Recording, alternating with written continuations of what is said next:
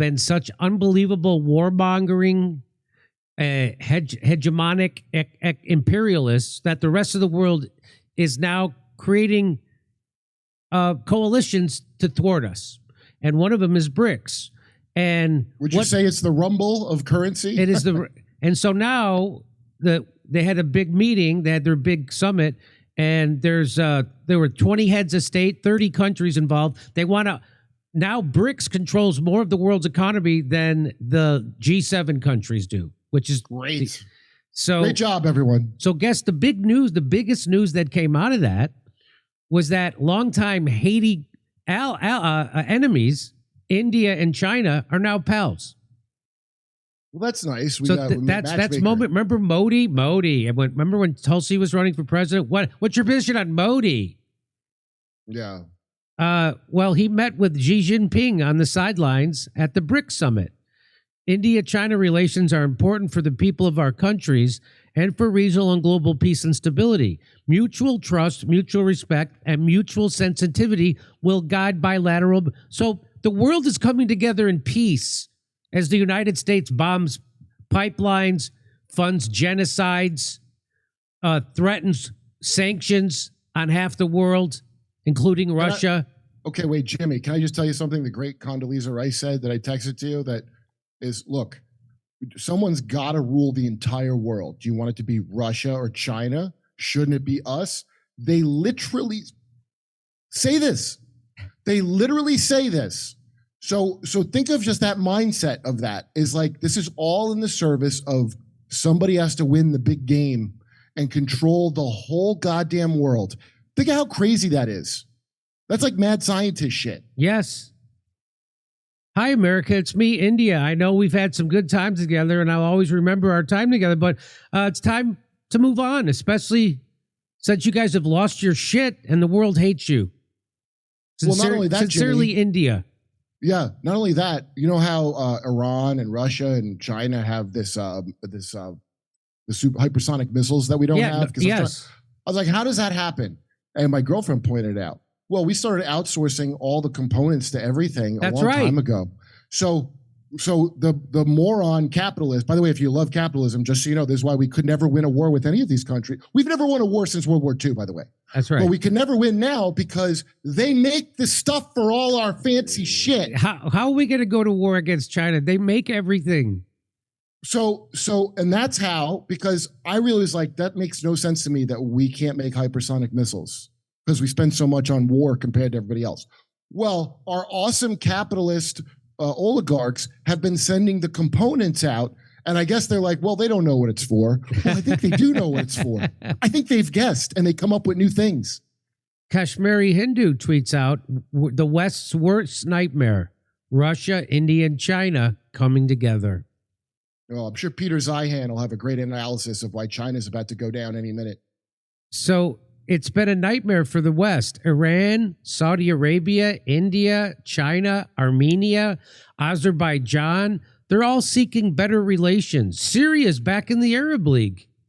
Russia is beating NATO. BRICS is stronger. Africa is awakening. And the U.S. is arming a genocide. The empire's dying, everybody. Wow. It's like, how often do you think about Rome as a man, Jimmy? Right? You know that meme? That's why the book of Revelation is applying now and people notice this, because we're doing all the same bullshit that Rome did. And that book was written about Rome. That's right. So if you're going to do the same stupid game, it's going to be the same stupid prizes forever. Headline, have India and China achieved a border breakthrough? Many people said this was impossible. BRICS makes this happen. This is like Rogan getting Trump and Kamala Harris on. Like, why aren't they on the mainstream? Well, you guys suck and everybody's sick of you. That's why. India and China agree to de-escalate border tensions. There's Great. The headline. Good job. No thanks to the United States. India and China have agreed on patrolling arrangements to de-escalate tensions along a disputed Himalayan border, which has seen deadly hand-to-hand clashes in recent years. India's top diplomat has said. Vikram Misri said on Monday, the two sides have agreed on disengagement and resolution of issues in these border areas that had arisen in 2020. He was referring to the Galwan Valley clashes, the first fatal confrontation between the two sides since 1975, in which both sides suffered casualties. Relations began between the neighbors have been strained since then, since 1975. But because the United States are such hegemonic maniacs and warmongering neocons that the world has hated us so much that they can come together. Since 1975, they've hated each other. An agreement has been arrived at on patrolling arrangements along blah, blah, blah. The Indian Foreign Secretary's statement comes just a day before Indian Prime Minister Narendra Modi travels to Russia for a meeting of BRICS nations, which includes Brazil, Russia, India, China, South Africa. So this is probably, according to our friend of the show, Arnaud Bertrand, this is probably the biggest story of the BRICS meeting so far, a very noteworthy change of attitude of India towards China with the border agreement and this declaration by Modi after years of antagonism. And there they are. We were counting on them being enemies. We were counting on that. Okay, that's when you hear neocon propaganda bullshit, they're always like, oh, India and China hate each other. It's never going to work. You assholes made it work out. That's how much they hate. Yes, the enemy of my enemy is my friend. So here, reminder that the relationship got so bad that to this day, there are 0 scheduled flights between both countries, and India doesn't deliver visas to Chinese nationals, even for tourism purposes. India is also probably the one country in the world under the most intense anti-China propaganda regime, even far worse than in the West. Not sure exactly what drove this change, probably a growing realization that the Asian century won't happen with India and China at odds with each other, and that this hostility was becoming the elephant in the room for BRICS.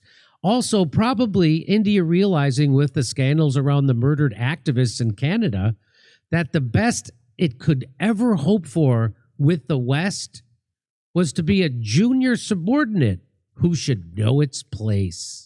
Wow. That's right. Wow. It's kind of like Diddy, how he went down because he didn't want to be a subordinate, but they're winning with this. And so this means the fear of reprisal no longer hangs over their head. They're no longer fearing the United States. Oh, great. Great job, U.S. Marco Rubio was a prophet saying this would be bad. this thing that the thing that these countries are shaking their fist at is weak and dying. And by the way, that's us. Yeah. That's the United States. They don't like cancel culture. If it helps you in American terms, they don't want sanctions. That's cancel culture.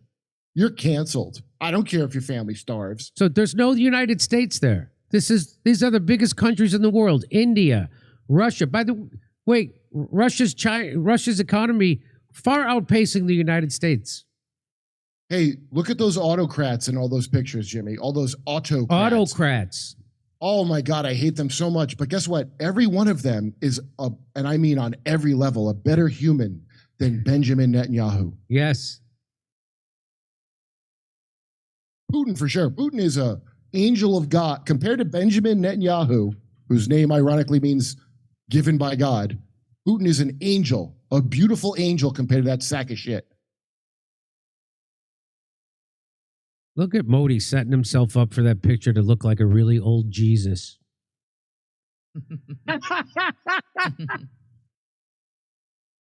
America's Azerbaijan negotiations on the sidelines of the two. There they are.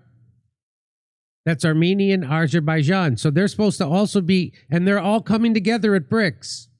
And Azerbaijan was just massacring them. That's right. On behalf of Israel, by the way. Look at Israel these two enemies talk to each other like adults. Now, the Democrats in the United States, they don't want Donald Trump to have civil conversations with Putin. Right. They want him to hate him and go to war. They want to go to war. Well, that's because they're not actually in charge and they have to do the directives of what they're told by the people that own them. And these autocrats, I guess, get to have more sway over their oligarchs than we do. Not over our oligarchs, never. That's why we have these sanctions. Over the stuff. Okay. Thank you, Jimmy.